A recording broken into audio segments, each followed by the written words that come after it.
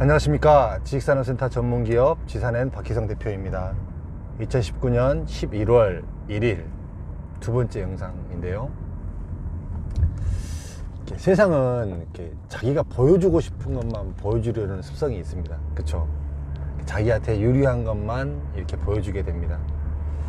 그런 것들이 이제 보편적인 이야기인데, 그래도 이제 그 보여주고 싶은 것만 보여주더라도 그 기준점은 있어야 되잖아요. 근거는 정확히 대주고 보여줘야 되는데, 이제 그런 것들이 약간 벗어난 사례가 지금 지식산업센터에서 좀 있는 것 같아서 그거에 대해서 한번 이야기를 한번 해드려 볼게요.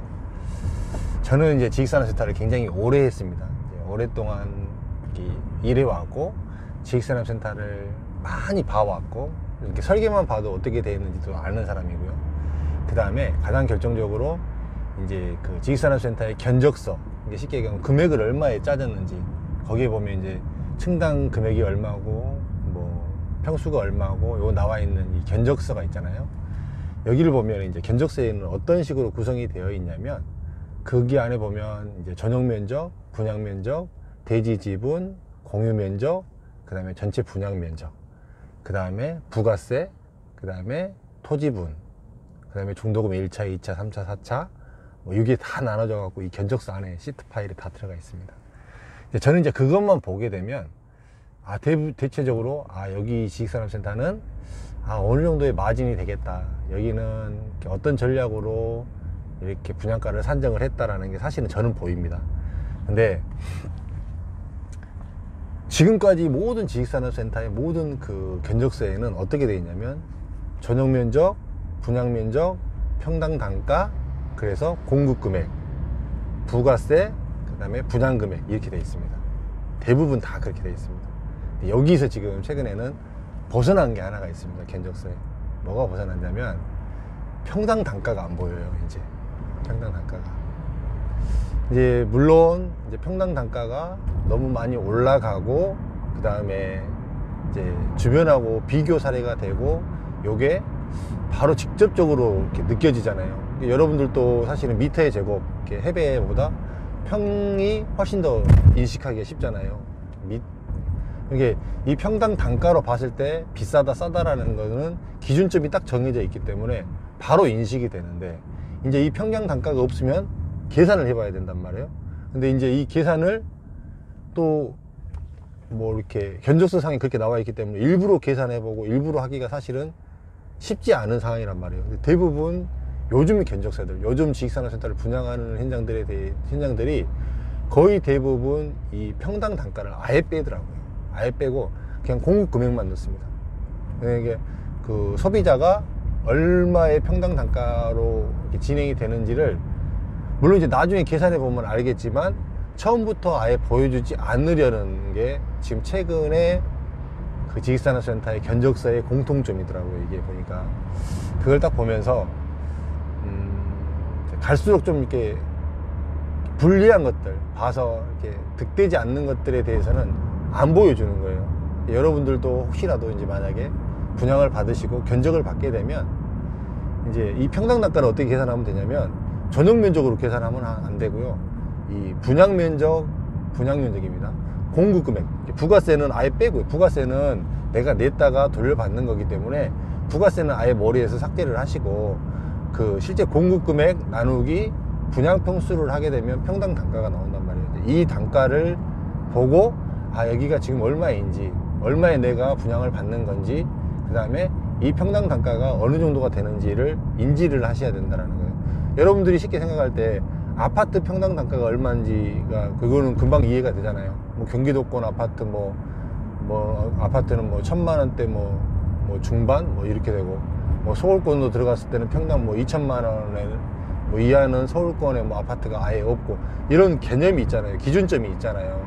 근데 이제 이 기준점을 조금 모호하게 함으로써 이렇게 여러분들이 이렇게 투자를 하고 분양을 받으실 때 약간 이제 이런 부분을 좀 이렇게 저해 요소를 미리 없애는 거죠.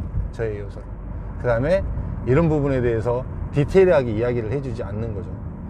그 다음에 이제 가장 결정적으로 이제 또 임대 투자자 할 사람들에게 이렇게 이야기를 할 때는 거의 대부분 취득세 부분을 아예 언급을 안 해줍니다. 취득세 등기 비용을 아예 언급을 안 해줘요.